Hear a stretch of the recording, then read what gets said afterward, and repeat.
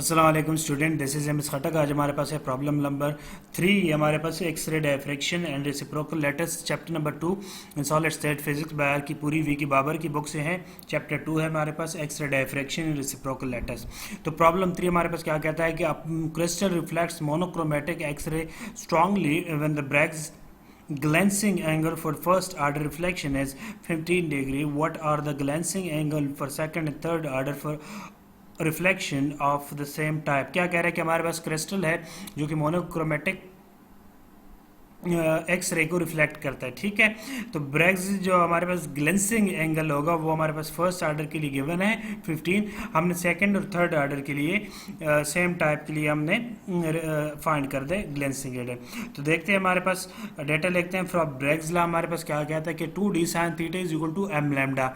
m हमारे पास क्या होता है? नंबर ऑफ जो ऑर्डर्स होते हैं। ठीक है, तो यहाँ हमारे पास हमने थीटा फाइंड करना है for second and third order. तो फर्स्ट के लिए हमारे पास गिवन है m, फर्स्ट के लिए हमारे पास गिवन है m2 एंड m3 के लिए हमने फाइंड करना है। तो देखते हैं फॉर्मूला हम, क्योंकि हमने थीटा फाइंड करना है तो यहाँ से हमारे पास साइन थीटा आ जाएगा, ये डिवाइड हो जाएगा। Sine theta is equal to m lambda और 2d आ जाएगा। m is equal to 2 for second order के लिए हमारे पास m की वैल्यू 2 आ जाएगी और थीटा इज इक्वल टू ये साइन हमारे पास इक्वेशन के उस साइड में साइन इनवर्स आ जाएगा 2 लैम्डा और 2d। m की जगह हमने यहाँ 2 पुट कर लिया तो 2 लैम्डा और 2, तो 2 और 2 साथ में कैंसिल हो जाएंगे। यहाँ से हमारे पास आ जाएगा theta is equal to sine inverse lambda और d। इसको हम इक्वेशन 1 का नाम दे देते हैं। तो यहाँ से हमारे पास क्या आ जाएगा? Lambda is equal to, lambda की जो हमारे पास वैल्यू है 0.71 एंगस्ट्रम फॉर एक्स रे। ठीक है, 7.1 एंगस्ट्रम फॉर एक्स रे हमने याद रखनी है, हमारे पास गिवन नहीं है प्रॉब्लम में। तो यहाँ से हमारे पास lambda is equal to 0.71 angstrom for X ray आपने याद रखनी है क्योंकि आगे और प्रॉब्लम में भी यूज़ होंगी। तो ये हमारे पास या 0.71 एक्सपोनेंशियल माइनस 10 या 0.71 एंगस्ट्रम फॉर एक्स रे हमारे पास वेवलेंथ होती है एक्स रेज की। ठीक है, तो d हमने फाइंड करना है क्योंकि हमारे पास यहाँ d की वैल्यू जो स्पेसिंग है, इंटर स्पेसिंग डिस्टेंस है, इसकी वैल्यू हमारे पास नहीं गिवन। तो ये हम d फाइंड कर लेंगे। d के लिए हमारे पास इसी फार्मूले से हम यूज़ करेंगे 2d sin theta is equal to m lambda, d is equal to m lambda और 2 sin थीटा। क्योंकि हमारे पास फर्स्ट ऑर्डर के लिए गिवन है m1, तो हम यहाँ से d फाइंड कर सकते हैं। तो m is equal to 1 given for first order, lambda is equal to 0.71 angstrom for X ray. ठीक है, ये हमने वैल्यू लैम्डा की याद रखनी है। तो m1 हमारे पास गिवन है पहले के लिए और एंगल भी हमारे पास थीटा जो गिवन है फर्स्ट ऑर्डर के लिए 15 डिग्री है।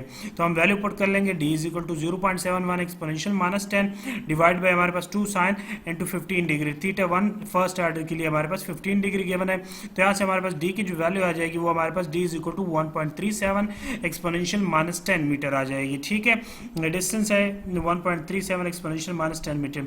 अब ये हमारे पास जो इक्वेशन है वो हम पुट कर लेंगे इक्वेशन ए में। इक्वेशन ए हमारे पास क्या था? Theta is equal to sine inverse lambda over d. अब लैम्डा की वैल्यू भी हमें पता है और डी की वैल्यू हमने फाइंड की, तो हम पुट कर लेंगे theta is equal to sine inverse 0.71 exponential minus 10। ये एंगस्ट्रम जो होता है एक्सपोनेंशियल माइनस 10 की इक्वल होता है। ठीक है, डिवाइड बाय 1.37 एक्सपोनेंशियल माइनस 10। तो इसको हम सिंप्लीफाई करेंगे और साइन इनवर्स लेंगे तो थीटा की वैल्यू हमारे पास सेकंड ऑर्डर के लिए 3.12 डिग्री आ जाएगी। ठीक है, अब हमने थर्ड ऑर्डर के लिए, तो थर्ड ऑर्डर के लिए बाकी चीज़ सेम है, हमने सिर्फ m की जो वैल्यू है वो 3 लेनी है, m इज इक्वल टू 3। तो यहाँ से हमारे पास sine theta is equal to m lambda divide by 2d। तो वही हमने फार्मूला यूज़ करना है। अब हम m की जगह 3 पुट कर लेंगे, 3 लैम्डा डिवाइड बाय 2 आ जाएगा। तो हमने थीटा फाइंड करना है, तो थीटा हमारे पास क्या आ जाएगा? Theta is equal to sine inverse 3 lambda divide by 2। अब वैल्यू पुट करते हैं, 3 मल्टीप्लाई 0.71 एक्सपोनेंशियल माइनस 11, ये हमारे पास एक्स रे लैम्डा है, वेवलेंथ है ऑफ एक्स रे है, डिवाइड बाय 2 मल्टीप्लाई डी की वैल्यू जो हमने फाइंड की 1.37 एक्सपोनेंशियल माइनस 10 है। तो इसको हम डिवाइड करेंगे तो साइन इनवर्स हमारे पास 0.77 आ जाएगा। इन दोनों को जब हम डिवाइड करेंगे तो इसका हम साइन इनवर्स लेंगे तो हमारे पास क्या आ जाएगा? Theta is equal to 51 degree. तो हमारे पास क्या आ जाएगा? थर्ड ऑर्डर के लिए हमारे पास जो थीटा होगा वो हमारे पास 51 डिग्री आ जाएगा। सेकंड ऑर्डर के लिए हमारे पास क्या है? 31.2 डिग्री। फर्स्ट के लिए हमारे पास गिवन है, फर्स्ट के लिए ग्लेंसिंग एडर हमारे पास क्या था? 15 डिग्री। सेकंड ऑर्डर के लिए देखो हमारे पास डबल से थोड़ा सा ज़्यादा हुआ है, तो ये हमारे पास 31.2 डिग्री। और थर्ड ऑर्डर के लिए देखो हमारे पास फिर एंगल जो है वो कम हुआ है उसके एज कम्पेयर टू सेकंड के, ठीक है। तो ये 51 डिग्री आ जाएगी, ये हमारे पास आंसर है। तो आज के लिए इतना काफ़ी। नेक्स्ट प्रॉब्लम इंशाल्लाह नेक्स्ट वीडियो है। अगर आपको मेरे वीडियोस वगैरह से मदद मिलती है तो मेरे चैनल को सब्सक्राइब कीजिएगा, लाइक कीजिएगा, कमेंट कीजिएगा, फेसबुक पेज को फॉलो कीजिएगा। इसके अलावा इलेक्ट्रोडायनेमिक्स की वीडियो या सॉलिड स्टेट फिजिक्स की पहले चैप्टर की वीडियो अगर आपने देखनी है तो सारों के लिंक डिस्क्रिप्शन में मैं दे दूँगा।